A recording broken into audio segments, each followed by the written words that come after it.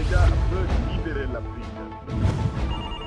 C'est-à-dire que ça représente une décision internationale. Il faudrait qu'à l'international, qu'on s'abstienne de la position du gouvernement. La récréation est terminée.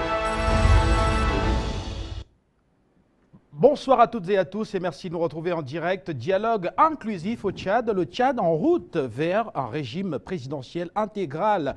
Les participants du forum sur les réformes institutionnelles qui s'est terminé mardi à N'Djamena ont adopté un texte préconisant un renforcement des pouvoirs du président.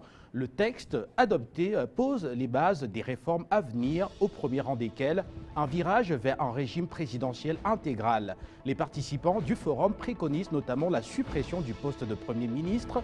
Le mandat présidentiel, lui, est revu à la hausse, passant de 5 à 6 ans, renouvelable une fois. Pour les députés, le mandat passerait de 4 à 5 ans, renouvelable une fois également. Les dernières législatives, en 2011, avaient assuré au parti du président Idriss Déby Itno une majorité absolue au Parlement, on s'en souvient. Autre modification de taille adoptée sur l'architecture institutionnelle du pays, la suppression du Sénat remplacé par le Haut Conseil des collectivités territoriales composé de membres élus et de membres également nommés. Voilà, mesdames et messieurs, ce qu'on peut retenir de ce forum inclusif qui vient de se terminer dans la capitale tchadienne. Sur ce plateau, pour en parler, un invité, Bertrand Tatinda, notre analyste politique, avec qui nous tenterons de comprendre ces différentes mesures qui devraient aboutir à la création d'une 4e République au Tchad. Bienvenue à l'antenne.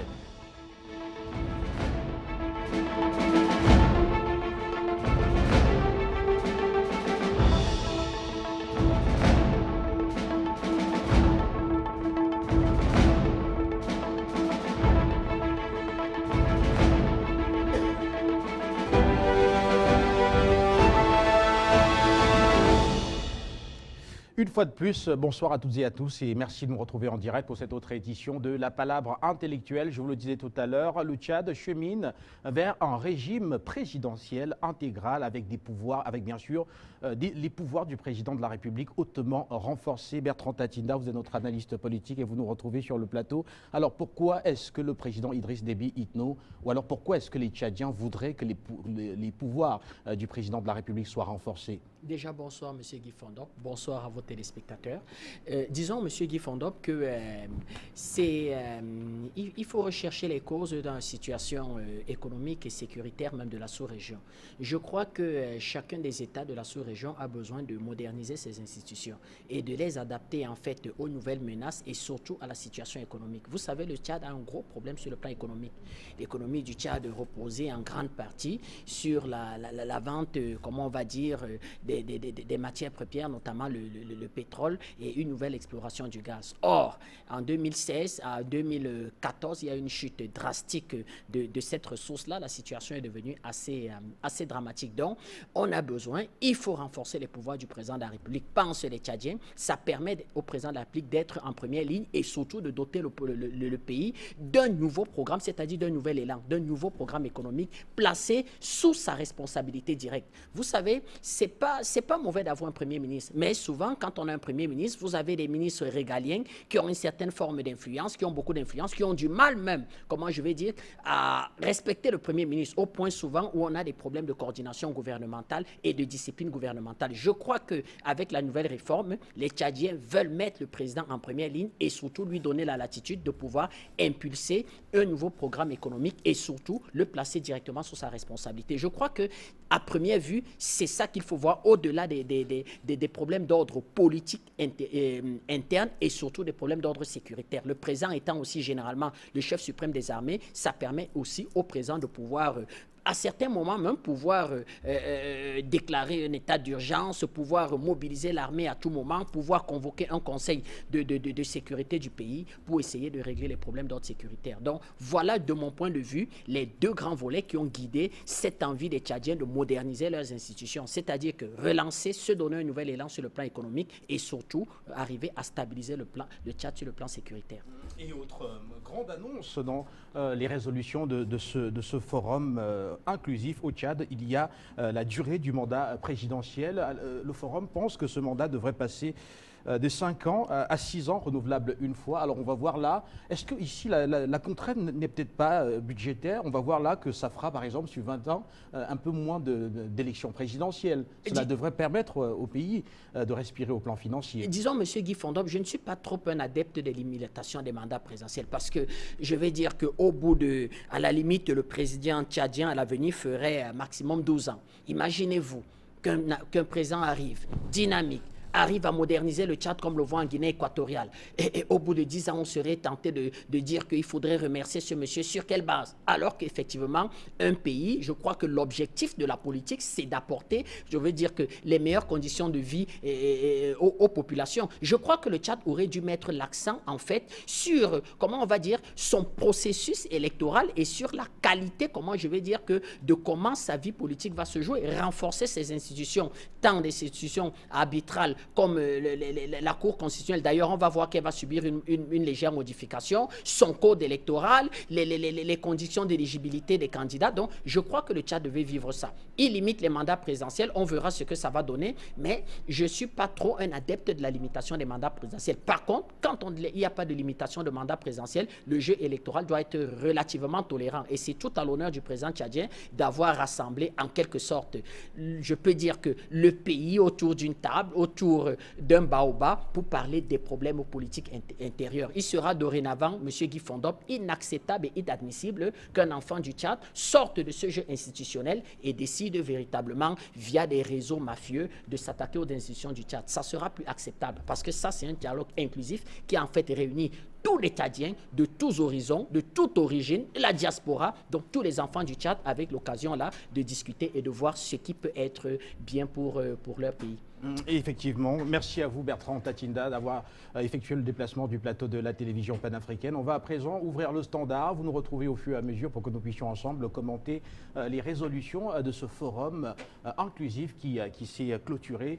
C'était mardi dans la capitale tchadienne à travers ces grandes annonces. Alors pour de nombreux observateurs, cette nouvelle constitution qui devrait, n'est-ce pas, être adoptée par voie référendaire, devrait renforcer donc les pouvoirs du président de la République et lui permettre d'avoir un plus grand contrôle sur l'appareil étatique. Et tout à l'heure, vous avez estimé qu'au vu d'un certain nombre d'enjeux, notamment sécuritaires, cela est une bonne chose. Tout à fait. Tout à fait, M. Guy Fondop. Vous savez, d'ailleurs, le président Déby a passé le temps à le dire, que s'il y a quelqu'un qui a souffert de la déstabilisation du Tchad, c'est bien moi. Il a perdu 17 membres de sa famille, c'est-à-dire des frères, des sœurs, des cousins. Vous savez, la guerre du Darfour, même l'instabilité qu'il y a eu au Darfour a considérablement affecté le Tchad parce que, vous savez, la tribu Zagawa est à cheval entre une partie se retrouve au Tchad et au Darfour. Donc, le Tchad n'a vécu qu'insécurité, insécurité. Donc, pour une fois que le Tchad a l'occasion de voir comment est-ce qu'ils peuvent faire un saut dans l'avenir en ayant des institutions fortes. On nous a souvent dit qu'il faut des institutions fortes. Je crois aussi qu'il faut des hommes forts pour animer des institutions fortes. Donc là aussi, on verra donc dorénavant des Tchadiens qui vont animer d'autres institutions. Je donne un autre exemple, M. Guy Fondop. Là, par exemple, le mandat des députés passe de 4 ans à 5 ans renouvelable. Là aussi, il faudra avoir de la ressource humaine, M. Guy Fondop, parce que souvent, les partis d'opposition n'ont pas tout à fait la ressource humaine qu'il faut. Donc, quand on voit une disposition comme celle-là, on peut se dire qu'au bout de 10, 15, 20 ans, on peut avoir épuisé une certaine forme de ressources humaines. Or, être député demande aussi d'avoir une certaine compétence dans certains domaines. Il faut étudier les projets de loi, il faut faire des propositions de loi, il faut apporter des amendements. Donc, il faut avoir une certaine expertise. Et souvent, on a d'anciens fonctionnaires qui ont une certaine expertise, d'anciens hommes d'affaires, d'anciens responsables, comment je vais dire, que de nos chaufferies, de la société civile qui intègrent le jeu politique et qui ont tout à apporter. Comment, au bout, véritablement, de 5 ans, on peut dire à quelqu'un qui a une certaine forme de compétence, qui peut réfléchir pour son pays, monsieur, circulez, il n'y a plus rien à voir, prenez votre retraite politique. On verra, les Tchadiens ont voulu ça. Je crois que les réformes sont aussi fonction des spécificités de chaque pays. Le Tchad a besoin d'aérer peut-être sa démocratie. Aucun texte n'est immuable. Ces modifications pourront dans 20, 25 ans, 30 ans, avoir encore de légers toilettages, mais pour l'instant, les Tchad l'ont voulu. Vous savez que c'est le peuple qui est souverain. On ne peut en fait que se plier à la, comment je vais dire, à la volonté du peuple tchadien. Surtout que ce forum était sous la présence du président Déby, qui, je crois, a validé et valide toutes ces propositions. Donc, c'est tout simplement une entente générale et nous pouvons souhaiter tout simplement bonne chance à ce pays qui donne là de véritables leçons, comment je vais dire, de dialogue, de discussion, de concertation qui peuvent servir à d'autres pays au sein de la CEMAC. Merci à vous Bertrand Tatina et rapidement nous allons au standard de la télévision panafricaine retrouver le pasteur Soa qui nous retrouve à l'instant. Bonsoir à vous, vous nous retrouvez alors que nous sommes en train de commenter ces résolutions qui sont donc tombées à N'Djamena. En attendant donc peut-être le standard, je reviens encore une fois de plus vers vous Bertrand Tatina et l'une des mesures fortes également dans ce texte, c'est la suppression du poste de Premier ministre. Cela voudrait dire que le président de la République va gouverner directement, oui. Le président de la République va gouverner directement. Là, je peux dire que là, il faudrait que les Tchadiens se mettent au travail.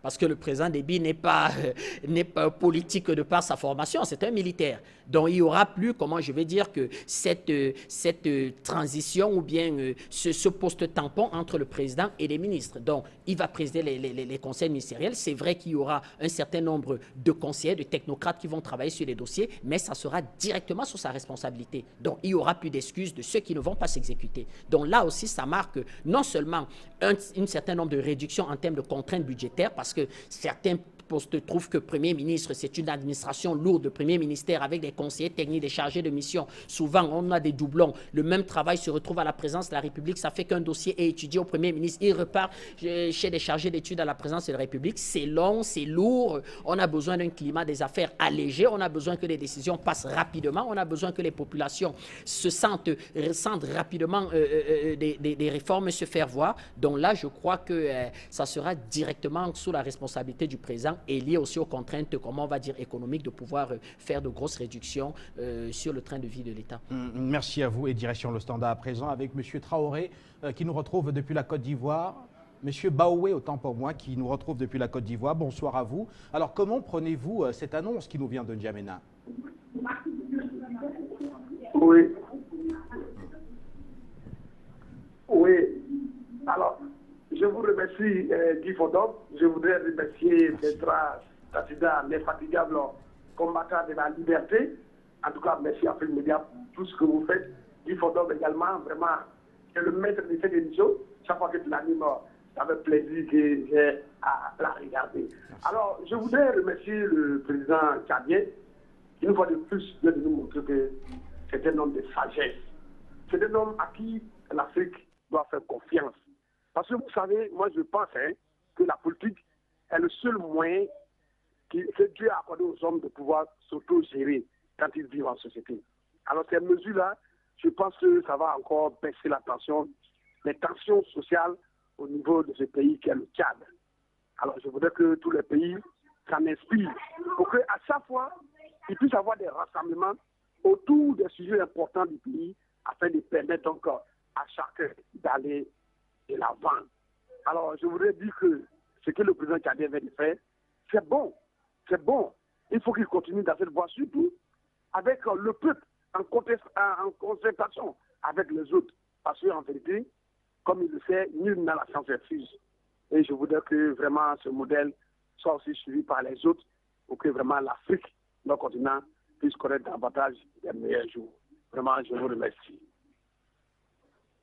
Cette intervention et toujours en revenant peut-être sur le plateau avant de retourner continuer au standard, Bertrand Tatina, on ne peut pas ici parler d'un manque de représentativité dans ce forum qui a quand même reçu 700 participants, parmi lesquels on peut compter d'ailleurs l'ancien président Goukouni Wedeye, et on a également vu des chefs religieux traditionnels, des membres du gouvernement et également la diaspora qui était également présente pour mener cette réflexion visant à fonder une nouvelle république au Tchad. J'étais agréablement surpris de voir le patriarche Goukouni Wedeye. C'est des noms que j'entendais parler en fait de lui. J'étais tout petit, il était déjà président du Tchad. C'était à la grande bloc de l'instabilité du Tchad avec le président Hissène Habré. C'était à une époque où le Tchad connaissait beaucoup d'instabilité, tant sur le plan politique. Vous savez que c'est le président Déby qui va stabiliser un peu le Tchad parce que la politique se faisait au Tchad avec les armes. C'est-à-dire vous avez les temps de fractions politiques. C'était des fractions qui avaient avait toutes les branches armées, il était impossible véritablement d'amorcer une forme de développement dans cette histoire. Or, là, aujourd'hui, nous avons ce Tchad avec des anciens ennemis réconciliés, des patriarches qui arrivent en toute liberté, en toute démocratie, en toute simplicité, s'asseyent autour d'une table. D'ailleurs, nous avons eu un brillant panéliste d'Afrique Média, le professeur Sitak. Je l'ai aperçu lors des travaux, effectivement, faire un certain nombre de recommandations. C'était véritablement tous les enfants du Tchad. Et je crois que le président Déby l'a voulu. C'est-à-dire que c'est une façon de dire que voilà, les institutions, le pays, en quelque sorte, est la propriété de tout le monde. Chacun peut y apporter du sien et il va convoquer ça. Ça a été, les débats ont été vifs, les débats ont été houleux, mais ils ont toujours été très, très respectueux. Très respectueux. Le président Déby va ouvrir le forum, il va s'en aller, ils vont discuter. Je crois qu'on va lui rendre compte au fur et à mesure et à la fin, il va valider en quelque sorte ces résolutions qui, pour l'instant, devra encore avoir l'assentiment en fait du peuple tchadien. Et ce sera par voie référendaire, on l'a dit tout à l'heure, un référendum sera organisé au Tchad et les Tchadiens devront devront dire oui ou non à cette nouvelle constitution qui leur sera proposée et qui fondera donc une 4e république au Tchad. Direction le Standard une fois de plus. Pasteur Soa, vous nous retrouvez depuis le Ghana. Bonsoir. Malheureusement, Pasteur Soa n'est plus au Standard. On va prendre cet autre appelant. Bonsoir. Bonsoir Guy Fondom. Bonsoir. Bonsoir Guy Fondom. Bonsoir. Bonsoir Guy Fondom. Bonsoir Décida Bertrand.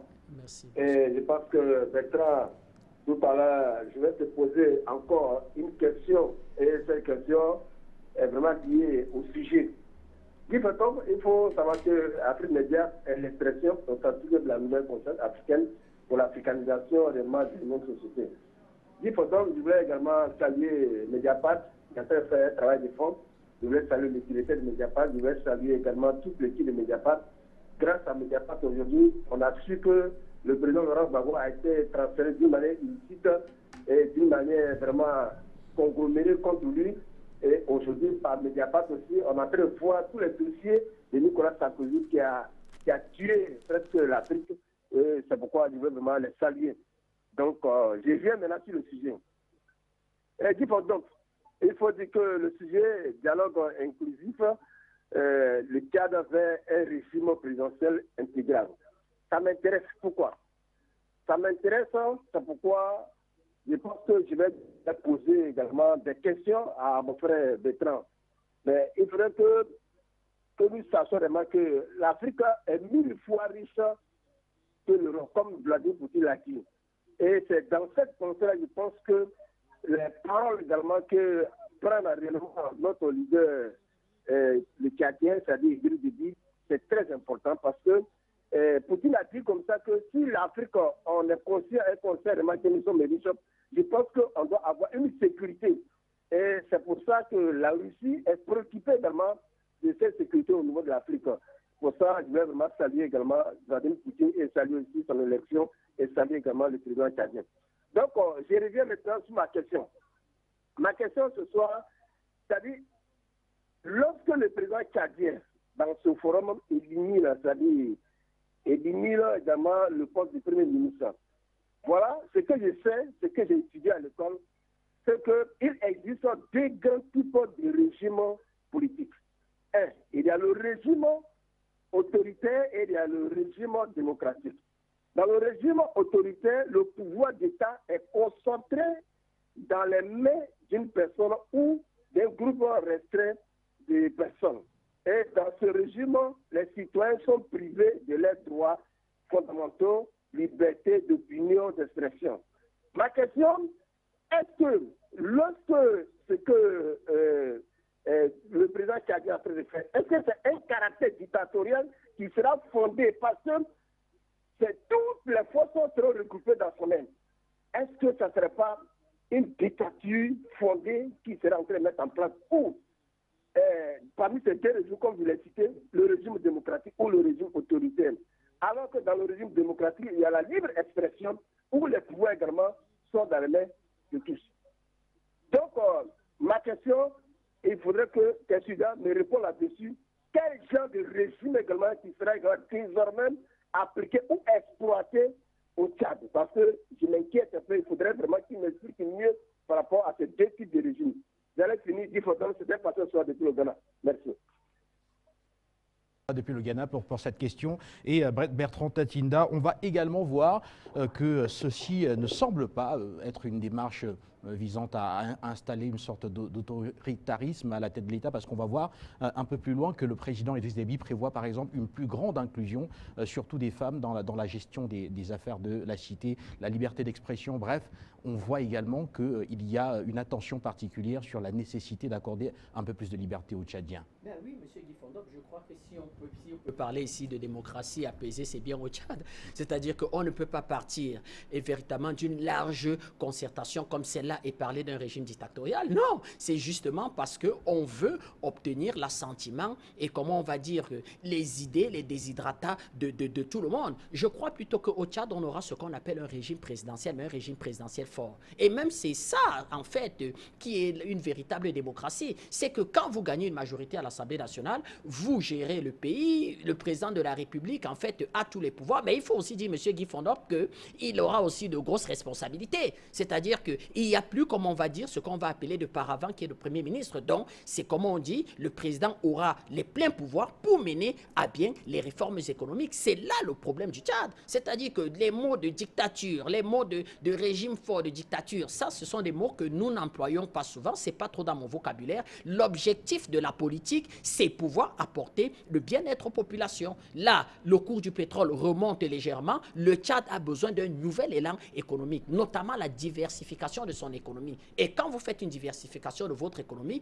vous mettez un programme en place validé par les Tchadiens. Et c'est ça qui est très intéressant, parce que dans une histoire comme celle-là, effectivement, on aura du mal donc à voir le FMI ou la Banque mondiale ou les bailleurs de fonds venir souvent faire des analogies en fonction d'une certaine aide, des réformes institutionnelles à faire. Là, les réformes structurelles sont claires. Il y a un certain nombre de réformes au niveau de l'Assemblée nationale. Ça va tourner. Les députés ont une limitation de mandat, ce qui est très rare en Afrique. On n'en voit pratiquement pas de pays en Afrique où des députés ont une limitation de mandat. Ça va aérer la vie politique au Tchad. Les partis politiques de l'opposition auront besoin même d'avoir de la ressource humaine. Bon, c'est pour ça que je dis, je suis dubitatif. Moi, je n'aurais pas fait ce choix, mais le peuple est souverain. Le peuple tchadien estime qu'il faille véritablement que tous les enfants du Tchad, à intervalles réguliers, participent à la vie politique. S'il y a un pays véritablement dont on peut utiliser l'expression européenne qui va rentrer dans ce qu'on appelle une véritable modernité, c'est-à-dire une démocratie inclusive moderne, c'est bien le Tchad. Je crois que c'est les adjectifs qu'il peut utiliser pour le Tchad pour l'avenir. Démocratie inclusive moderne. Vraiment la modernité que le président Idriss Déby, aucun président ne l'a fait avant. C'est vraiment osé M. Guy Fondop et on devra voir très certainement les résultats sur le plan politique. Effectivement, les résultats sur le plan politique, c'est bien sûr la mise en place d'une nouvelle constitution dans le pays après un référendum qui se tiendra donc au Tchad pour voir si les Tchadiens acceptent ou bien rejettent ces différentes orientations qui ont été d'ailleurs formulées par le forum, par les différents participants au forum et également par le président Idriss Déby Itno qui dans son discours d'ouverture avait déjà jeté les pistes, un certain nombre de pistes autour de cette nouvelle constitution, notamment la réduction du mandat présidentiel. Tout à fait, M. Guy Fondop, c'est-à-dire qu'il y a eu avant un travail, comment je vais dire, préparatoire, il y a eu, comment je vais dire, un certain nombre de rapports qui sont arrivés chez le président de la République, qui a ouvert ce forum et qui avait donné déjà les pistes en expliquant véritablement qu'il n'était pas le patron du forum, c'est-à-dire qu'il laissait les Tchadiens discuter, que les Tchadiens discutaient et à la fin tirer des conclusions en lui faisant un rapport pour faire part. D'ailleurs, on voit l'image où on lui remet officiellement les recommandations du forum. Il est tout sourire, il dit voilà, j'en prends acte et maintenant le peuple souverain, c'est-à-dire que tous les Tchadiens à l'âge majoritaire avec une carte électorale aura à se prononcer. Mais on voit mal comment ils vont rejeter comment Guy Fondop, les résolutions de ce forum. Je crois que les Tchadiens l'ont voulu et le président Déby le valide tout simplement parce que c'est, comment on va dire, c'est le chef de l'État, c'est lui qui est garant, comment je vais dire, que de la bonne marche de la République.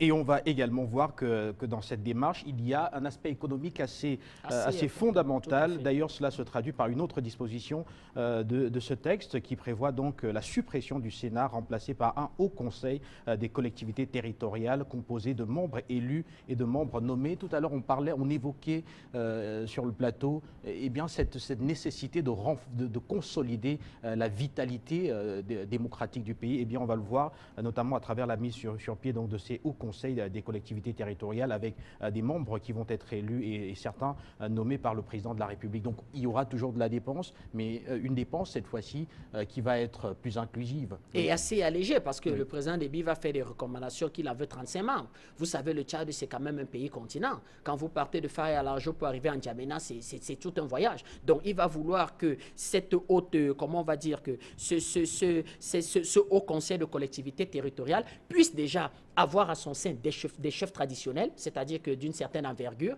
et avoir les représentants des collectivités territoriales. Donc, problématique de la décentralisation, vous savez, c'est l'avenir pour le développement de nos pays, c'est-à-dire que des États trop centralisés vont même générer en grande partie de la corruption. Monsieur Guy Fondop, quand tout est géré de N'Djamena, par des fonctionnaires de N'Djamena, on retrouve les pratiques que nous avons ici au Cameroun et à Yaoundé. Donc, à partir de là, vous aurez des représentants des collectivités territoriales décentralisées. Ça veut dire que ces collectivités territoriales décentralisées pourront être des moteurs de développement et mettre des Tchadiens au travail. Le Tchad a de l'espace. Le Tchad, c'est le premier cheptel en Afrique. Ils ont, je crois, 3 millions de têtes de bovins, dont le Tchad a de la viande, le Tchad a de la verdure, le Tchad a comment je vais dire que beaucoup de terrain. Donc, je crois que ces collectivités territoriales décentralisées peuvent impulser, en fait, ce qu'on peut appeler du développement social et du développement culturel et même du développement villageois.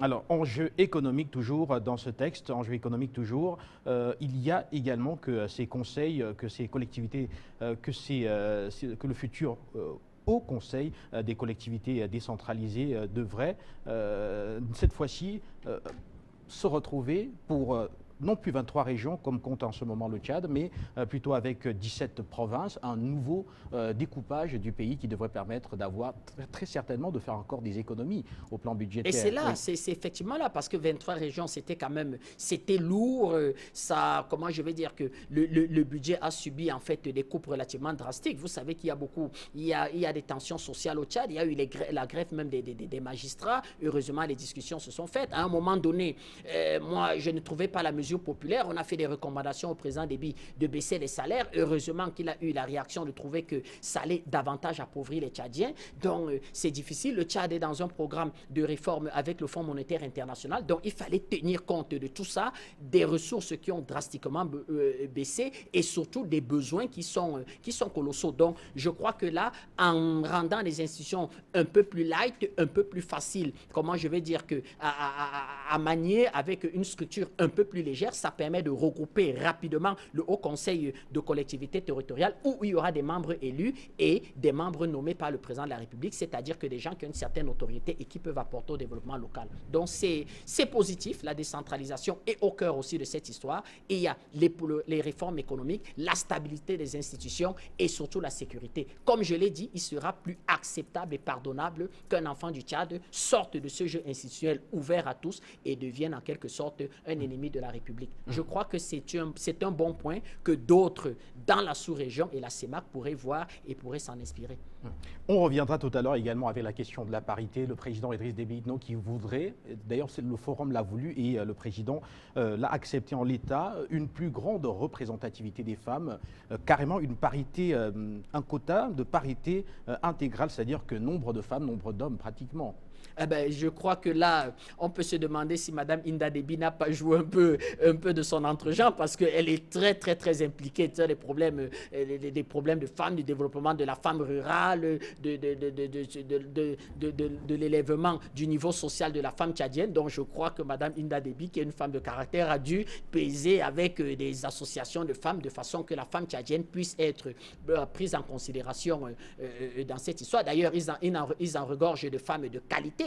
Bon, il m'arrive souvent de suivre le journal télévisé de la télévision tchadienne. Vous avez des femmes de qualité dans tous les domaines, dans le domaine des sciences, dans le domaine des nouvelles technologies, dans le domaine de la recherche, dans le domaine du droit. Donc, je crois qu'il faudrait que la femme tchadienne, entre guillemets, qui a un certain statut social, puisse entraîner la femme rurale tchadienne de pouvoir à ce que ce pays puisse profiter de tous les enfants du Tchad pour construire l'avenir. Une parité intégrale donc qui pourrait par exemple se matérialiser dans ce Haut Conseil des régions avec, voilà, parce que le président, il faut le rappeler, le président préconisait 35 membres pour ce conseil-là. Alors, en cas de parité égale, comment est-ce que ça se passerait, Bertrand? Parce que Oui. Disons que là, il faudrait voir. Et là, on n'a pas trop parlé des cumuls. Est-ce que un membre du Haut Conseil pourrait avoir un statut de membre de gouvernement? Est-ce qu'on pourrait retrouver des maires dans ce Haut Conseil? Il faudrait voir comment cela va s'articuler. Mais je crois effectivement que, M. Guy Fondop, quand on regarde en Afrique, les rapports au pouvoir de la femme et d'homme sont souvent différents. C'est-à-dire que dans nos pays qui sont souvent gangrénés par la corruption, quand on lance des opérations main propre, on en a un pourcentage assez réduit des femmes. Donc je crois qu'il faut impliquer les femmes dans la gestion, que ce soit administrative, même économique de nos pays. Souvent, on a une tendance d'être un peu macho en Afrique, de se dire que la femme, certains postes, en fait, ne conviennent pas à une femme, mais quand on regarde le rapport qu'elles ont à l'argent, le rapport qu'elles ont au pouvoir, la gestion même au quotidien, même la gestion au sein des familles, en fait, placées sous l'autorité de certaines femmes, on se rend compte, effectivement, que des pays peuvent s'appuyer, effectivement, là-dessus. Et c'est un clin d'œil, M. Guy Fondop, vous avez vu au Gabon, c'est une femme qui va mener la transition après le président Omar Bongo, et elle va y mener la transition de façon véritablement correcte. C'est une femme qui va présider les audiences du Conseil constitutionnel au Gabon. Donc ça montre déjà que les femmes de la CEMAC, en fait, ont de la valeur. Les femmes de la CEMAC ont du caractère, ont du savoir-faire pour pouvoir animer des institutions. Donc je crois que le président Déby a parfaitement raison d'inclure les femmes dans ce Haut Conseil des collectivités territoriales qui seront en quelque sorte les représentants, comme on va dire, des communautés villageoises.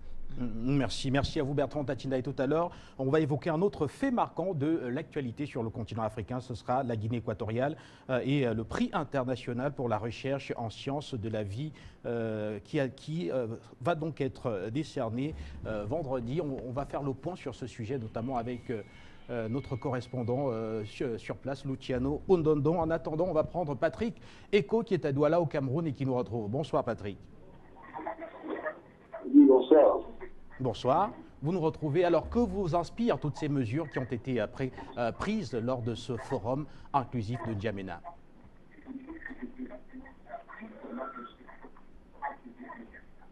Oui, il faut surtout dire que le Tchad, bonsoir déjà, excusez-moi. Bonsoir à Arthur Média. Bonsoir. Bonsoir à tous le monde dans la pertinent. C'est le jour, il faut dire que le Tchad a pris avant, en faisant soit tous les enfants du Tchad, qui n'étaient pas tous, mais l'enfant tchadien et c'est quelque chose à féliciter. Maintenant, le de ce forum, la toute-puissance du président Béguine, je vois le président qui a poussé cela avec des membres. Nous avons toujours dit qu'il nous serait favorable et il nous serait mieux d'avoir des institutions fortes et non des personnes fortes. On peut toujours accompagner des institutions fortes avec des personnes fortes. Mais la vie, c'est un cycle, en fait. Les hommes partent, le Tchad reste. Donc, M. Déby, en se donnant tous ces pouvoirs-là, fragilise quelque part aussi l'équilibre du Tchad au profit de sa propre personne. Parce qu'en fait, en Afrique, c'est le culte de la personne comment je peux dire, c'est le culte de la personne qui domine, c'est le culte, en fait, plus le culte de la personne que le respect des institutions. Monsieur Déby sera tout puissant, il n'y aura pas de premier ministre, il n'y aura rien. Il va mener la réforme que lui pense le mieux, mais je pense que M. Déby, avec ces réformes-là, doit penser qu'à un moment il peut s'en aller, il doit laisser cela et qu'il doit avoir une continuité. Parce que c'est ce qui va faire que le successeur de M. Déby voudrait peut-être mettre tout ce qu'il aura fait à la touche. Parce que ce n'est que la pensée de Déby qui régnait. Et c'était la pensée du Tchad qui dominerait, c'est-à-dire les enfants du Tchad qui domineraient, ça va apporter un plus et ça va faire que ça va filtrer l'action de Déby et des autres. Mais moi, je ne suis pas très d'accord pour cela. La limitation des mandats, je trouve que c'est très nécessaire. Nous avons besoin de souffler un certain moment de pays. On rend service à un pays et après avoir un pays, quelqu'un d'autre. La personne qui a le monopole de rendre service à ce pays. Personne ne peut se prévaloir de cela. Non. D'autres personnes peuvent aussi rendre service à un pays, mais en suivant les prescriptions qui ont été déjà faites parce que c'était pour le la nation. Mais si c'est pour M. Déby, pour lui, tout ça, la prochaine personne va tout changer et on va encore recommencer à zéro. Donc, promouvoir, pour moi, promouvoir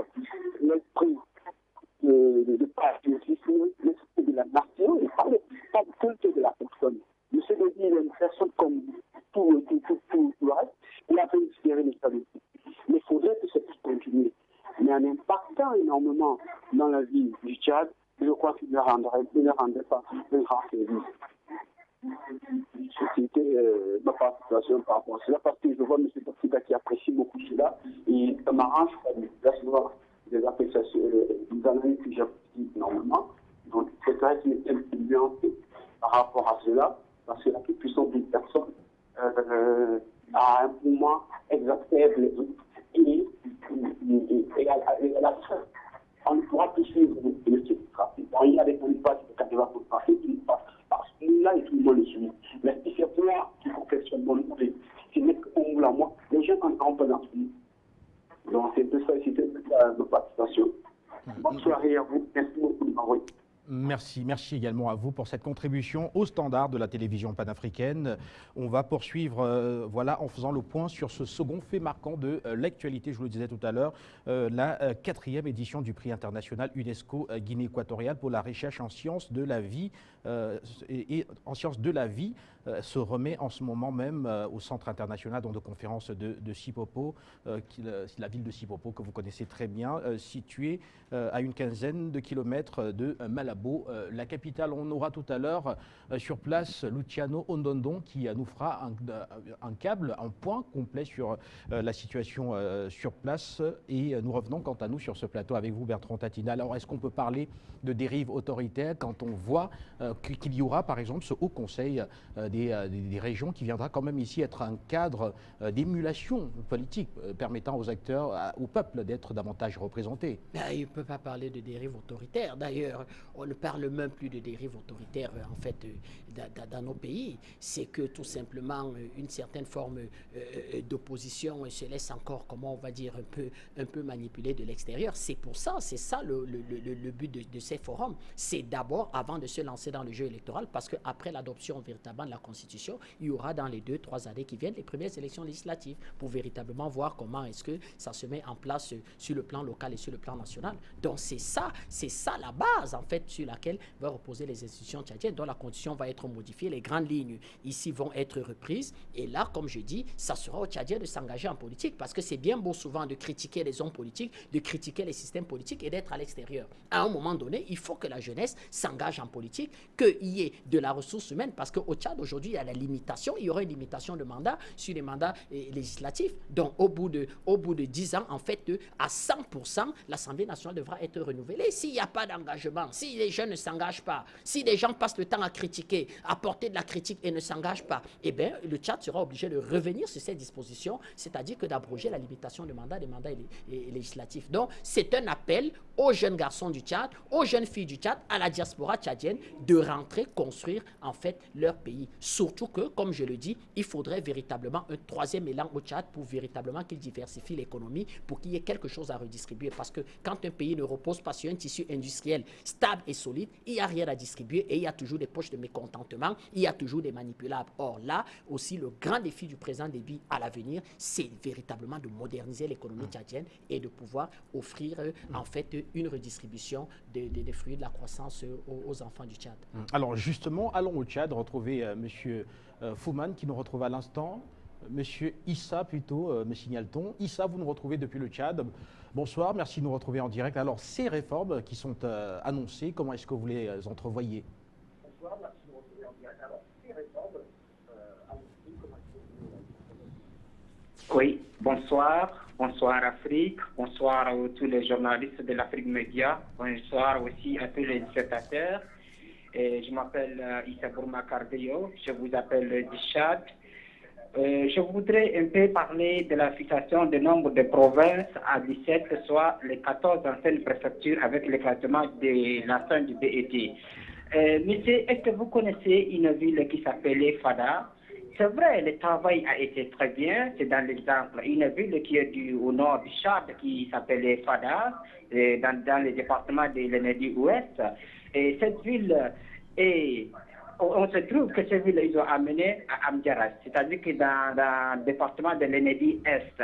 Et je trouve que ce n'est pas normal. C'est-à-dire que tout le travail, je suis d'accord avec eux. Mais le fait qu'amener la ville de Fada à Amdjaras, je ne suis pas d'accord. Parce que la ville de Fada ne peut pas être chef-lieu Amdjaras. Ça, il faut qu'on soit clair. soit au côté gouvernement, soit pour tous les Tchadiens. Il faut qu'ils comprennent ça. Nous ne sommes pas d'accord sur ce point. Nous, les fils du Fada, nous, les fils du l'Enedi de l'Ouest, nous ne sommes pas d'accord. Fada, vous savez, une ville connue depuis le temps de colonisation, une ville qui a des histoires. Donc, il faut que nous laissons Fada à sa place avec chef-lieu de l'Enedi de l'Ouest. Donc, ça ne peut pas être en Djaras.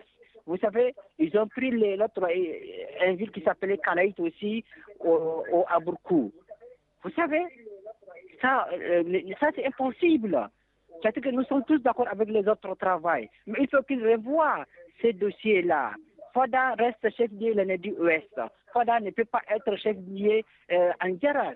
Nous ne sommes pas d'accord sur ce point. Il faut que ça soit clair. Merci beaucoup et bonne continuation. Merci à vous pour cette réaction sur le terrain. Et Bertrand Tatina, il y aura pas mal de polémiques autour de ce nouveau découpage administratif du pays avec la réduction du nombre de régions. On sera désormais à 17, oui. Vous savez, à l'arrière-pays, dans nos pays, il y a souvent des problèmes de rivalité d'ordre ethnique et d'ordre sociologique. Ça sera relativement compliqué. D'ailleurs, même en France, on va faire une réduction de régions. Certaines régions vont aspirer d'autres. Ça va donner lieu à toutes les polémiques. Mais il faudrait que les enfants du Tchad comprennent que, au-delà de ça, c'est comment on va dire, ce sont des polémiques secondaires. Le problème est de voir comment leurs institutions vont être modernisées et surtout de voir comment le Tchad pourra avoir des institutions relativement allégées et avoir moins de dépenses là-dessus. Et ce qu'il dit relativement, c'est important. Ça peut donner lieu à des amendements quand on va rédiger véritablement la loi constitutionnelle, de donner une certaine forme de, d'autonomie, de spécificité de certaines régions, parce que l'auditeur qui est appelé parle de l'histoire de Fada. Fada aurait une certaine histoire, ils auraient un certain mode de vie, certaines habitudes. Donc, il faut voir si lors de la rédaction, en fait, de la constitution finale, de la mouture finale, on ne pourra pas y mettre des spécificités en fonction, en fait, des déshydratats. Donc, je crois que le débat continue. D'ailleurs, Guy Fondop, les discussions continuent et je crois que lors de la rédaction constitutionnelle, il faut véritablement tenir compte de tout ça. Tenir compte de ce que certaines villes méritent d'être des capitales de province ou de région, parce que si elles se retrouvaient absorbées ou alors sous le contrôle d'une nouvelle capitale, cela pourrait poser quelques problèmes, tels que d'ailleurs l'a mentionné le téléspectateur précédent. Merci à vous pour cette intervention. Monsieur Youssouf, vous êtes en Côte d'Ivoire. Bonsoir. Bonsoir. Allô? Bonsoir, monsieur Youssouf. Bonsoir. Bonsoir. Malheureusement, ce n'est pas Youssouf. Nous avons un autre appelant. Bonsoir. Je suis en antenne? Oui, vous êtes en direct. Allô? Oui, allez-y, vous êtes en direct. Nous vous écoutons. Ok, bonsoir. Je vous ai pas à l'écran. C'est M. Abou depuis le Royaume-Uni. Je ne sais pas si c'est M. Guy Fondop ou c'est qui. Rassurez-vous, c'est votre serviteur, oui. Me dit le sujet du jour, afin que je me prononce là-dessus, s'il vous plaît. Alors, nous vous donnons immédiatement le sujet à l'ordre du jour. Eh bien, c'est le Tchad et ce dialogue inclusif qui a finalement donc rendu sa copie.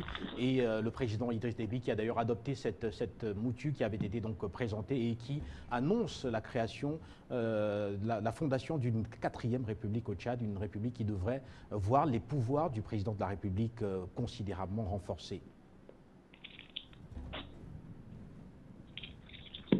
Donc, la création d'une unité, une unité rapide de défense, ou bien? Malheureusement, monsieur Abou, il se pourrait qu'il y ait quelques problèmes d'échange.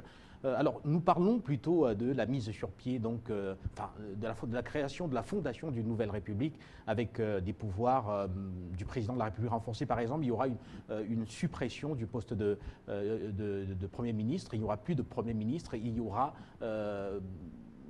plus de Sénat également. On a parlé tout à l'heure d'un axe économique assez important. Voilà donc quelques points que nous pourrons vous présenter pour vous qui nous retrouvez juste à l'instant. Oui.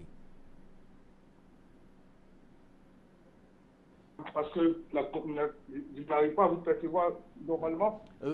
Essayez. On va prendre plutôt Patrick Kwangen qui, lui, nous retrouve depuis l'Allemagne. Patrick, alors vous nous retrouvez à l'instant et voilà, que vous inspirent ces mesures qui ont été prises lors de ce forum inclusif et d'ailleurs, est-ce que la nouvelle constitution le texte qui va être présenté aux Tchadiens vous intéresse en la forme qui a été présentée ou alors avec les principaux axes qui ont été présentés sur le plateau?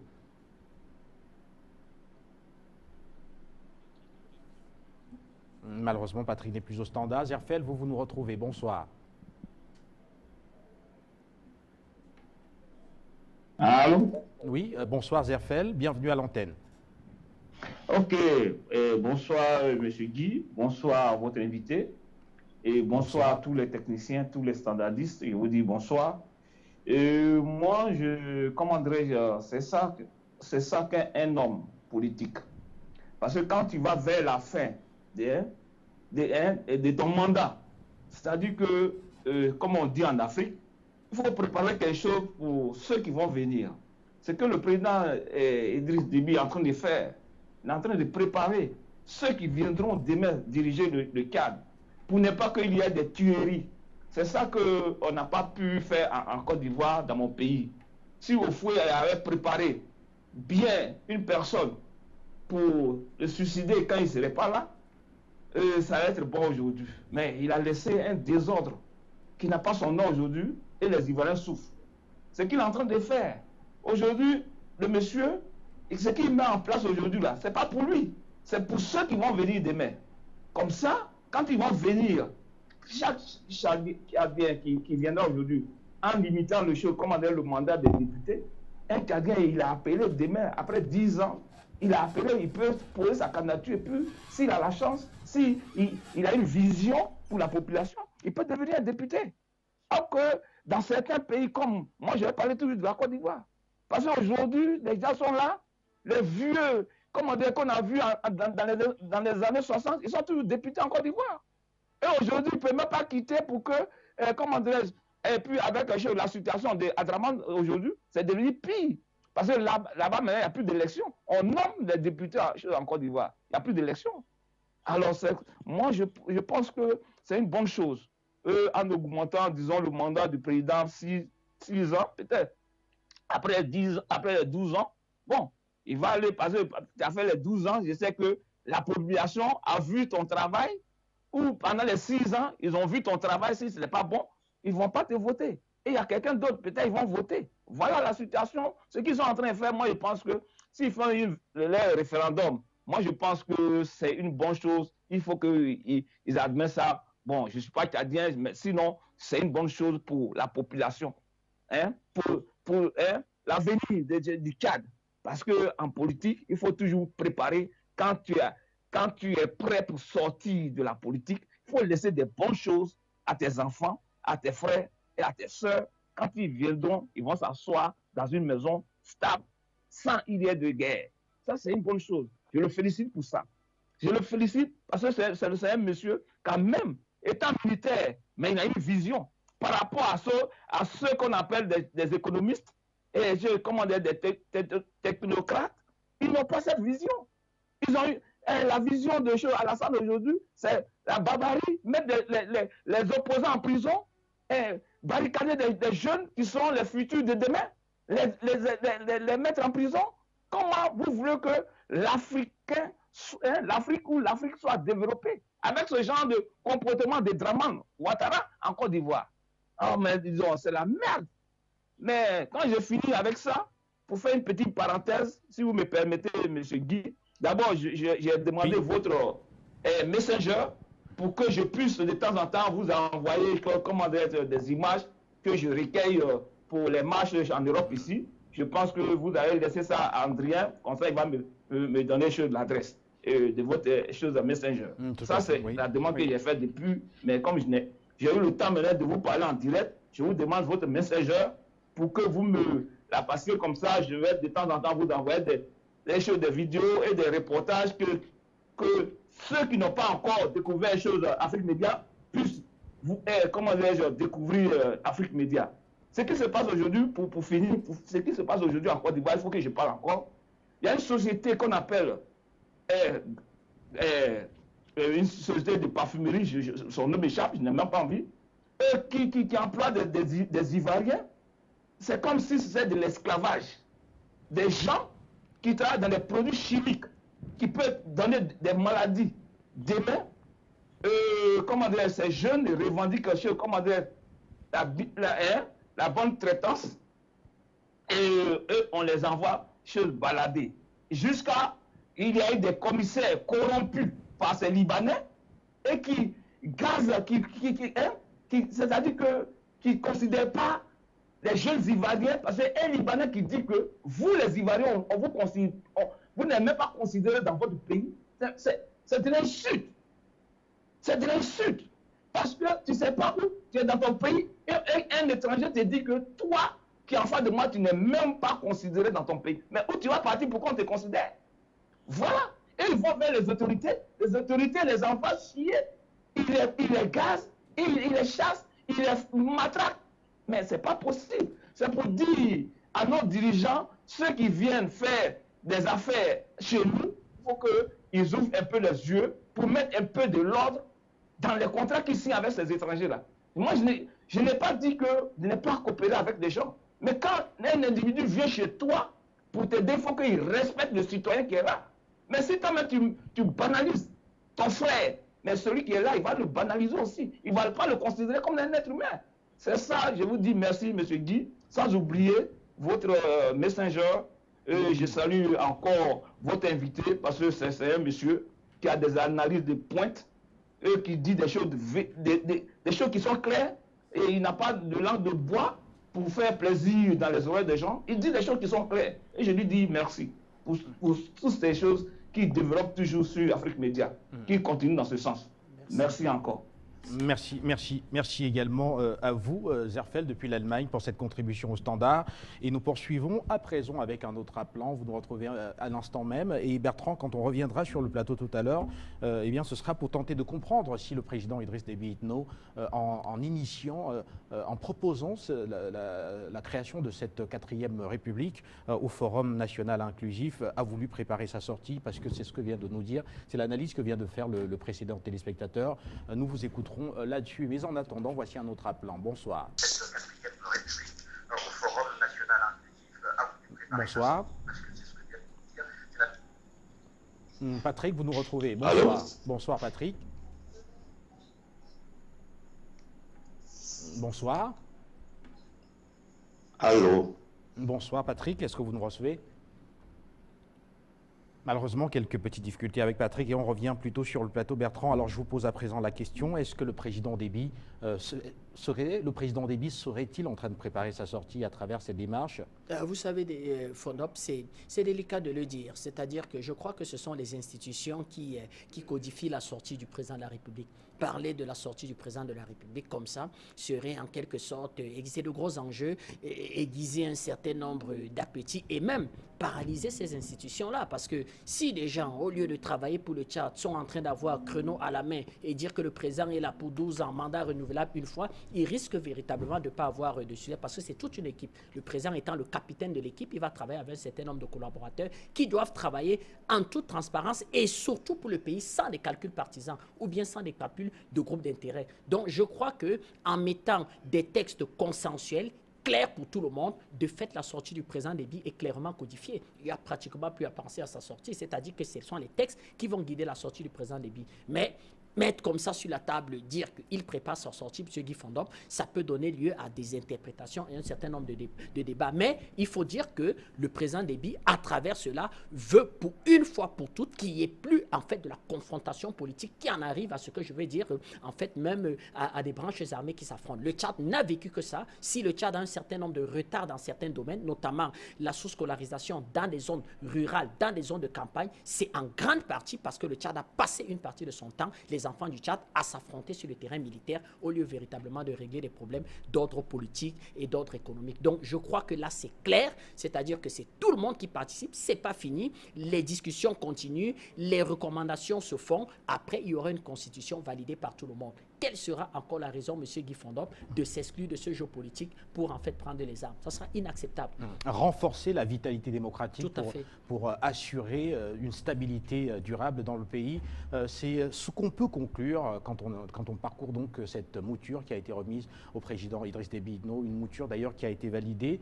Nous prenons cet appelant. Bonsoir. Bonsoir. Michel, vous êtes en Côte d'Ivoire. Bonsoir. Allô? Bonsoir Michel. Allô, Guy, bonsoir. Guy, tu m'entends? Bonsoir. Oui, on vous écoute, Michel. Allez-y. Tchad, nouvelle république, appelée 4e république. Quelles sont les caractéristiques de cette 4e république? Alors, je vous donne le président en est pour vous. peut briguer autant de mandats qu'il veut. Ah, d'accord. Suppression du poste de Premier ministre.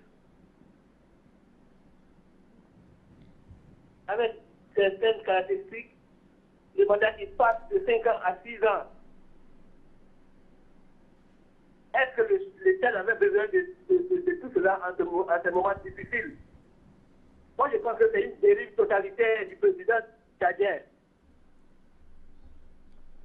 Ça va lui permettre de faire, il a déjà fait 10 ans au pouvoir, et ça va lui permettre de prolonger encore. C'est du totalitarisme. Il n'y a pas de poste de Premier ministre. Il conserve tous les pouvoirs dans ses mains. C'est une concentration abusive de pouvoir.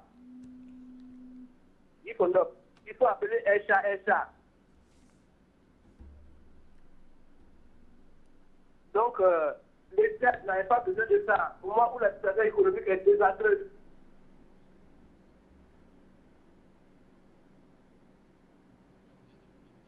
Merci à vous pour votre contribution. Nous poursuivons avec M. Condé qui nous retrouve depuis les Pays-Bas. Bonsoir.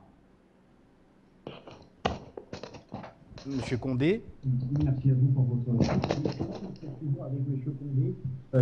Monsieur Condé, vous êtes aux Pays-Bas. Éloignez-vous de votre récepteur. Oui, bonsoir, récepteur. Guy, bonsoir à tous les téléspectateurs. Le sujet que vous nous proposez est très, très intéressant ce soir-là. Tout ce qui nous envoie à une organisation africaine nouvelle, nous sommes très ouverts. Je veux juste poser une petite question à Bertrand Tachinda parce qu'il y a un Tchadien qui a appelé, il a soulevé le reclassement de certaines villes dans d'autres provinces ou dans d'autres régions qui peuvent poser des problèmes. Cela sous-entend les ethnies qu'on a développées dans tous les livres géographiques chez nous. Je voulais demander à Bertrand, puisque je t'appelle loin de l'Afrique, ici je suis là plusieurs années, je n'ai jamais vu des ethnies. Où sont passées les ethnies européennes? Pourquoi il n'y a que chez nous qu'on développe cette histoire d'ethnie de façon pointue et qui peut être un obstacle à des belles idées comme propose Idriss Déby aujourd'hui? L'idée est géniale, mais les ethnies dans des différentes régions qui ne se sentent pas à peu près la même chose, alors qu'ils vivent depuis des décennies dans une superficie géographique donnée, je ne comprends pas. C'est quoi derrière qu'on développe? On ne finit pas de développer. Je prends un livre, un atlas ici, là, tu prends la partie africaine, il y a des ethnies développées de façon incompréhensible. Tu dépasses, tu regardes un peu dans l'histoire européenne ici, il n'y a pas d'ethnie. Soit on te dit, on est français, on est belge, et on est ceci, on est cela. Bonsoir. Nous vous souhaitons également une bonne soirée, Monsieur Condé, depuis les Pays-Bas. Et le Standard toujours, avant de revenir sur le plateau pour la dernière ligne droite dans l'émission. Nous vous recevons également à travers les réseaux sociaux, vous qui nous suivez dans l'émission et qui nous envoyez des commentaires et des réactions autour de l'émission. C'est le cas de M. Ouedraogo qui nous a retrouvés depuis la ville depuis Bamako. On va prendre, M. Ouedraogo, on va prendre cet appelant. Bonsoir. Bonjour, vous êtes aux États-Unis. Est-ce que je peux Bonjour. intervenir? Oui, vous pouvez intervenir. Oui. Oui, vous êtes aux Je reste en États-Unis. ligne. Oui. Vous êtes en direct à présent. Bonjour. Oui, bonjour Guy. Bonjour les panélistes. Bonjour. C'est M. Sekou du Canada. Monsieur Sekou, vous êtes Ce que plutôt au je veux Canada, dire, oui. C'est que ce que M. Déby est en train de faire est quelque chose de bien. C'est apparemment vers la bonne direction. Il n'y a aucun doute là-dessus. Mais par contre, je suis un peu inquiet à propos de M. Alassane Ouattara. Monsieur Sissoko, s'il vous plaît, Oui. éloignez-vous Alors, de votre téléviseur parce je que vous disais êtes en que- direct. Oui. Oui, je disais que je suis un peu inquiet à propos de M. Ibrahim, comment dire, le président malien, là, et le président ivoirien et le président sénégalais. Alors, au moment où on essaie de libérer l'Afrique du joug colonial, ces trois personnes sont en train d'endetter leur pays de droite à gauche, acceptant les offres de la Banque mondiale, les offres des Américains. Ils sont en train de se mettre encore esclaves de ces gens-là. Ces gens donnent l'argent à ces pays-là pour les endetter davantage parce qu'ils savent qu'ils ne vont pas pouvoir les payer. Et la FMI va venir encore pour leur dire, OK, il faut faire des restrictions. Ils vont leur donner de l'argent encore, et ainsi de suite. Alors, dites-leur, s'il vous plaît, qu'ils arrêtent. Qu'ils arrêtent. On a assez d'argent dans nos pays. On n'a pas besoin d'aller accepter encore l'argent de la Banque mondiale ou du FMI ou des Américains pour financer le projet dans nos pays africains encore. Parce qu'il faut qu'ils se disent que tout ce qui se passe à Bamako, ou tout ce qui se passe à Abidjan, ou tout ce qui se passe à Dakar, n'affecte pas que ces pays, ça affecte toute l'Afrique.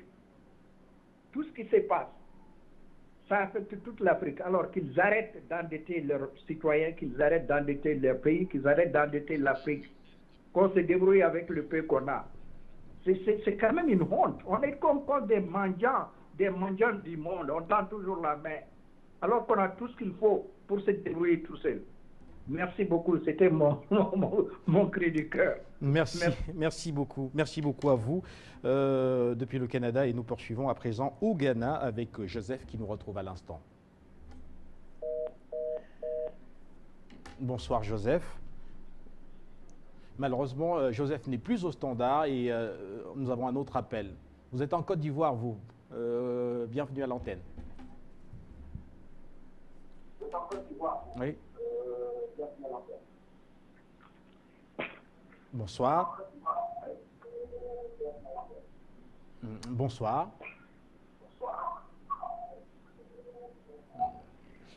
Malheureusement, quelques difficultés également avec cet appelant qui est pourtant bien connecté. On va prendre un autre appel. Bonsoir. Bonsoir à vous. Allô. Bonsoir. Bonsoir. Bienvenue à l'antenne.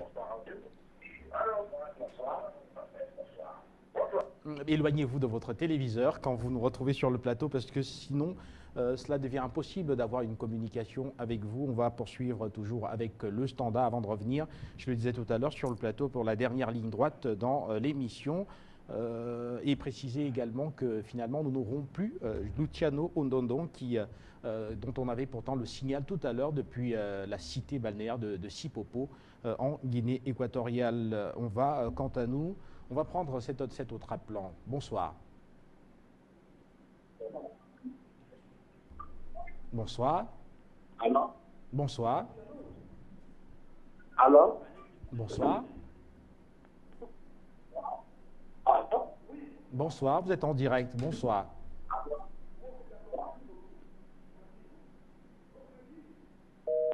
Malheureusement, vous étiez pourtant en direct. On va tenter un autre appelant. Bonsoir.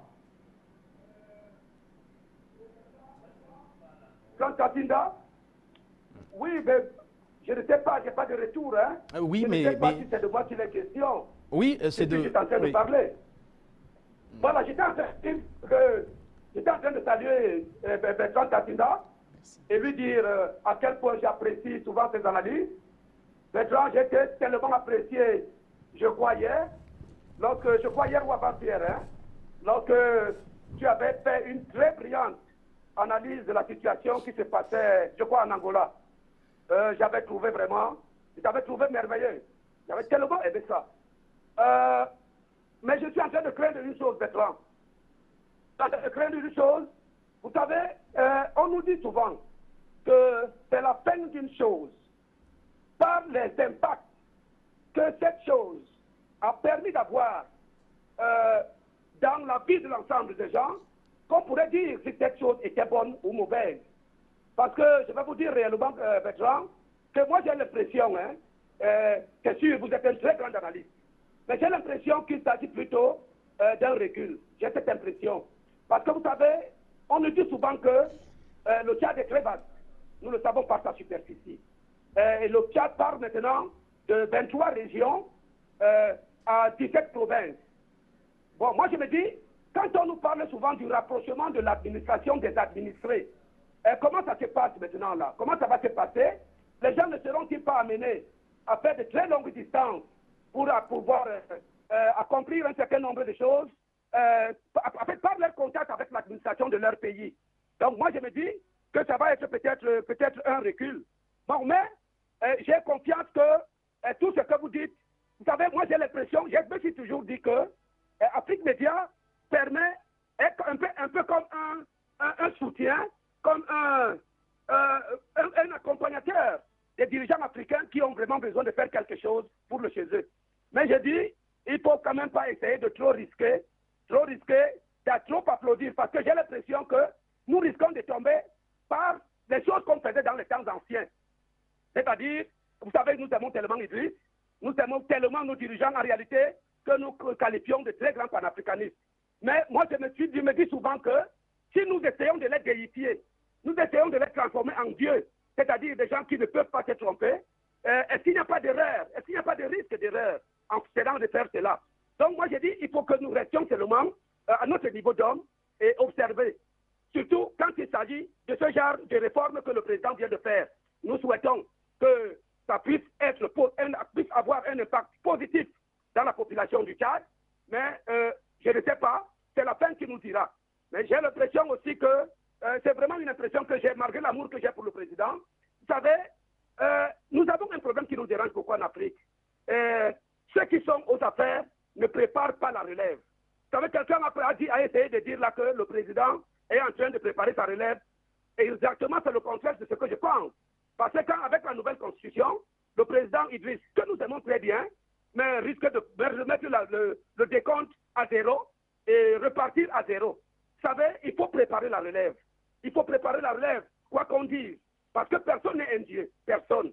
Nous l'aimons très bien par ce qu'il nous a manifesté, par son courage, par la capacité à faire toutes les choses qu'il a pu faire pour le Tchad.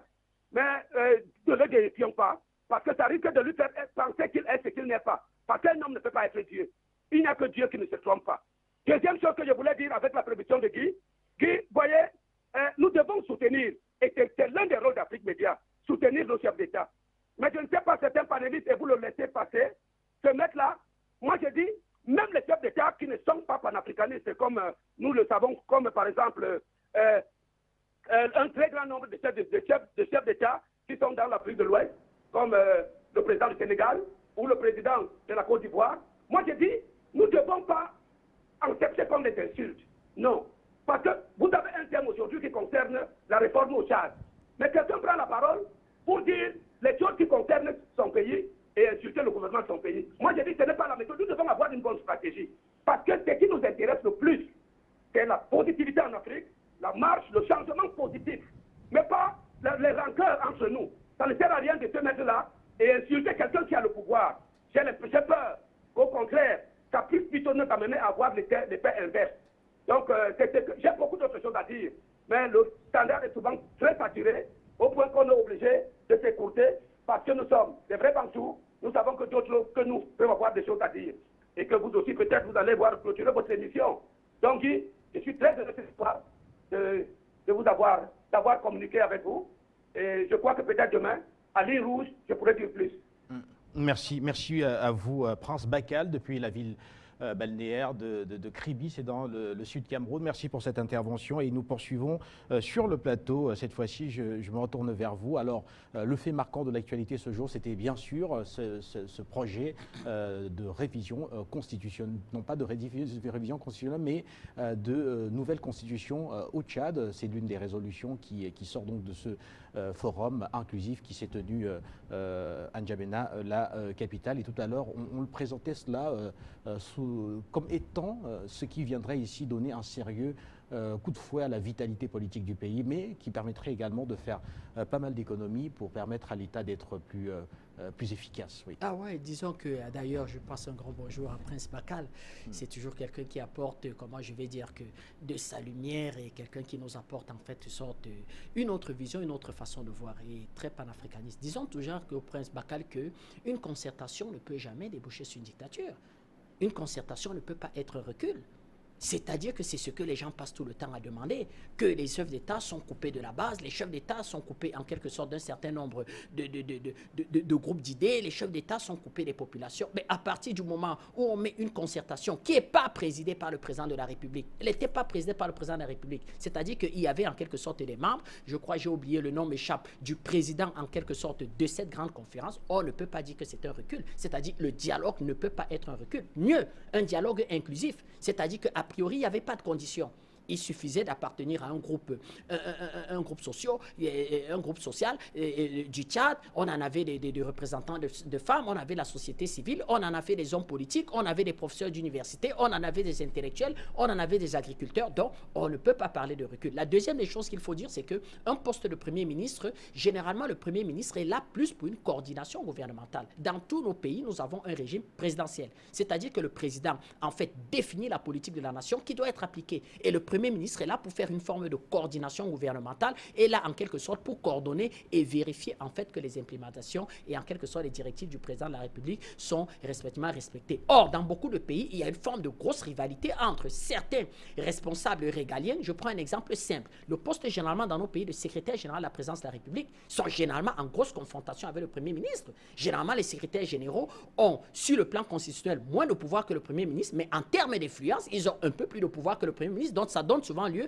à une forme de dualité entre le Premier ministre qui envoie des recommandations à la présidence de la République ou au sein du secrétaire général de la présidence, il y a encore une certaine forme d'arbitrage. Ça fait que entre les deux têtes de l'exécutif, le président est souvent obligé d'arbitrer, soit des fois en faveur du Premier ministre, soit des fois en faveur de son secrétaire général, et ça donne lieu à une forme de dualisme qui peut pénaliser l'action gouvernementale. Certains ministres régaliens estiment qu'ils émanent directement et ils prennent leurs recommandations directement du président de la République. Des fois, ils font des notes au président de la République sans passer par le Premier ministre. Donc, le fait de supprimer le poste de Premier ministre met le président en première ligne. Ça veut dire que tout le monde travaille sous la coordination du président de la République. Et là, il est rapidement comptable, en fait, de l'action que les gens vont mener. Et là, il est rapidement au fait de ce qui se passe. Donc, ça ne peut pas être considéré généralement comme un recul. Autre chose qu'on peut dire généralement, c'est que le Tchad va connaître un certain nombre, de difficultés. Et vous allez dans certaines régions du Tchad où il n'y a pratiquement rien. Tout le nord du Tchad, pratiquement 40% d'une grande partie du territoire tchadien est pratiquement désertique. C'est pratiquement désertique et la vie y est pratiquement assez difficile. Donc, un trop large découpage des régions risque d'amener des régions du sud qui ont une pluviométrie acceptable, qui ont certaines richesses, pouvoir être largement plus riche qu'un autre type de région assez pauvre. Et ça va encore amener en quelque sorte un certain nombre des gens vont se sentir stigmatisés. Donc, qu'est-ce qui s'est passé? C'est-à-dire qu'on va tout simplement réduire de 6 régions. C'est-à-dire que je crois que c'est les 6 régions qui, sur le plan géographique, ont moins d'atouts que d'autres régions. On va les inclure dans d'autres régions de façon à pouvoir créer en fait 23 régions assez équilibrées sur le plan économique. Parce que l'intérêt du Tchad n'est pas d'avoir des régions du côté de Doba où se trouvent les réserves pétrolières relativement riches qui pourront avoir un certain nombre de redevances pétrolières et être relativement riches, et avoir des régions dans la bande d'Aouzou tout au nord du Tchad qui sont des régions pratiquement désertiques, il n'y a pratiquement rien du tout. Donc je crois que en fait il fallait équilibrer tout ça. C'est la raison pour laquelle on va faire fondre certaines régions qui n'avaient même pas d'atout sur le plan géographique dans des régions qui peuvent permettre à pouvoir avoir en quelque sorte 23 régions sur le plan équilibré. C'est un débat, il n'y a pas pas de vérité mathématique en politique, il n'y a pas de vérité mathématique en fait sur le plan, comment je vais dire, de la vision d'un pays. C'est chacun qui voit, mais nous pensons que véritablement, à partir du moment où les corps sociaux, c'est-à-dire que tous les enfants d'un pays se mettent ensemble pour discuter de l'avenir et des institutions d'un pays, il n'y a pratiquement que avancer. C'est ce que l'on demandait au président Alassane Ouattara. C'est pour ça que la Côte d'Ivoire est dans une situation extrêmement difficile et pratiquement ingouvernable. Parce que des gens sont arrivés, de la façon dont ils sont arrivés, on ne revient plus sur l'histoire. Il aurait fallu véritablement appeler les Ivoiriens, s'asseoir autour d'une table, mener une véritable politique de réconciliation, essayer de voir ce qui bloque et ce qui blesse au sein des institutions. Et la Côte d'Ivoire aurait aujourd'hui une situation relativement apaisée. Or, aujourd'hui en Côte d'Ivoire, tout le monde se regarde en chien du faïence et je peux vous dire que la date de 2020, c'est une date de tous les dangers parce que personne, aucun groupe social, aucun groupe politique ne veut perdre le pouvoir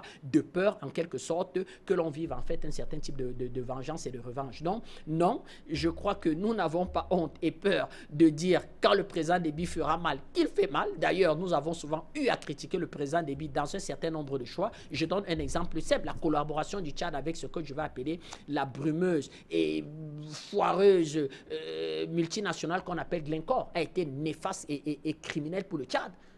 Le Tchad, à ce moment, n'avait pas une certaine forme d'expertise dans la gestion pétrolière. Vous ne pouvez pas avoir des gens qui arrivent au Tchad, ils ont des permis de forage de pétrole, M. Guy Fondop, ils deviennent les financiers du Tchad, ils deviennent les vendeurs du brut tchadien sur le marché tchadien. Bref, ils s'accaparent de tout et ils gèrent tout, en fait, au Tchad, alors que le Tchad a une société nationale de raffinerie. Donc, cette gestion, en quelque sorte, des rapports entre le Tchad et la session Glencore avait été désastreuse et inefficace et même relativement assez médiocre pour le Tchad. Et c'est le président Déby qui l'a validé. Donc, nous n'avons pas à certains moments peur de donner notre avis sur ce qu'on pense sur la gestion du Tchad. Mais nous croyons qu'à chaque fois qu'un pays rassemble tous ses enfants de façon inclusive, sans a priori, sans parti pris, il ne peut y avoir qu'avancer. Parce qu'on nous dit souvent que c'est le peuple le souverain.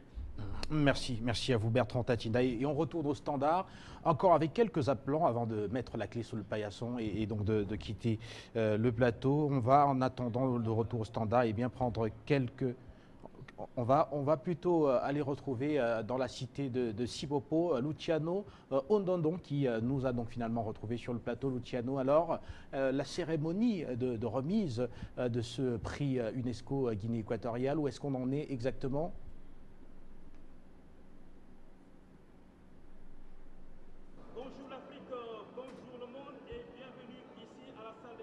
De Sipopo. Nous sommes situés à une quinzaine de kilomètres de la ville capitale Malabo, Guinée équatoriale, où se déroule en ce moment la cérémonie de la remise des prix UNESCO Guinée équatoriale. Nous vous rappelons que c'est bel et bien la 4e édition après celle de Paris en 2016 prévenue ici avec Malabo, puisque ce prix a été initié par le chef d'État équatorien, son Excellence Obiangema Bazo. Je rappelle que plusieurs Africains avaient eu ce prix, du Sénégal en passant par le Burkina Faso, et aujourd'hui nous allons partir du côté du Brésil et du Portugal où les lauréats vont gagner une somme de 100 000 $ avec la statuette du sculpteur de fin Leandro Mbumeyo, décédé, ça fait déjà plus de 3 ans aujourd'hui. Je rappelle que la directrice de l'UNESCO, Madame Eve Lebiana, donc avec le chef d'État équatorien, accompagné de son épouse Constance Mbengue Devian. Il est aussi présent en salle derrière moi, le vice-président de la République chargé de la défense et la sécurité de l'État. Voilà comment cette édition, la 4e, est riche et en couleurs. Je rappelle que plusieurs gouvernements sont venus du côté donc, des 129 pays que regorge l'UNESCO. Depuis hier, vous avez assisté à travers les médias internationaux et surtout avec Afrique Média Guinée équatoriale où nous sommes en direct ici. Je rappelle que la cérémonie a débuté par Madame la mairesse de Malabo et suivie du ministre de l'Éducation. Et tout à l'heure, vous allez assister au discours du chef d'État équatorien quand il sera exactement l'heure prévue pour cette grande cérémonie. Je rappelle que le prix récompense les projets et les activités des personnes, des institutions ou d'autres entités d'organisations non gouvernementales dans le domaine des recherches en sciences de la vie ayant contribué à améliorer la qualité de vie des êtres humains. Voici l'objectif principal, bien sûr, de cette remise. Je rappelle que cette remise aujourd'hui est une remise sur le plan international. Et comme vous le savez tous, que le prix UNESCO, ce n'est pas seulement une affaire des Équatoriens, ce n'est pas une affaire des Africains, ce n'est pas une affaire des Asiatiques ou encore des Américains ou des Européens, c'est une affaire internationale. Pour ceux qui ont essayé de sillonner la ville de Malabo, vous avez vu les drapeaux venant de partout dans le monde, en passant par la Corée du Sud, en passant par le Brésil, en passant par les États-Unis, en passant bien sûr par d'autres continents que regorge la Guinée équatoriale. Sans plus tarder, mesdames et messieurs, nous allons partir dans la salle de conférence en direct suivre bien sûr cette grande cérémonie qui se déroule en ce moment même à travers les médias internationaux et surtout sur Afrique Média. Et comme vous le savez tous, le monde, c'est nous. Merci. Luciano Ondondon pour cette correspondance depuis la cité balnéaire de Sipopo. Bertrand Tatinda, je vois que vous voulez dire quelque chose autour de ce prix UNESCO Guinée équatoriale. Tout à fait, on voit déjà que sur la forme, la Guinée équatoriale va mettre les petits plats dans les grands, c'est-à-dire qu'une grande cérémonie, elle va être, comment je vais dire, rehaussée de tout son éclat par la présence du président de la République et de son épouse. Vous savez, l'UNESCO, c'est une vaste organisation qui fait en fait la promotion d'une forme d'activité, des activités sociales, la promotion du patrimoine culturel, de la littérature. Donc, je crois que c'est bien aussi que ces grands-messes se tiennent en Afrique pour montrer que l'Afrique aussi a quelque chose à donner, que l'Afrique aussi peut aider à la promotion en fait de la culture, de la littérature dans le monde et même du tourisme. C'est un bon point pour la Guinée équatoriale, effectivement, qui à un moment donné, il y a de cela quelques mois, a subi en fait toutes les attaques en termes d'image, en termes, comment je vais dire, que de statut, donnant l'impression que rien de moderne, rien de bien, rien de culturel ne peut avoir lieu dans ce pays. Donc c'est un très bon point, M. Guy Fondop. On sera très attentif au discours du président de la République pour suivre effectivement ce qu'il va dire et voir en fait quelle est la voix de la Guinée équatoriale en fait dans cette histoire.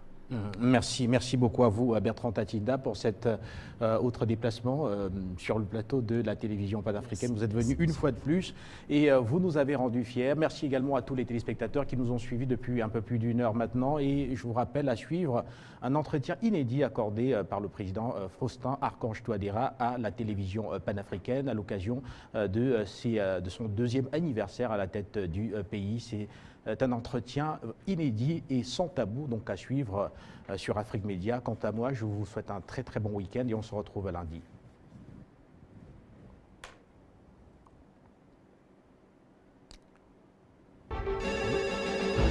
L'Afrique Média veut libérer l'Afrique. C'est-à-dire que ça représente une décision internationale. Il faudrait qu'à l'international, qu'on s'abstienne de la position du gouvernement. La récréation est terminée.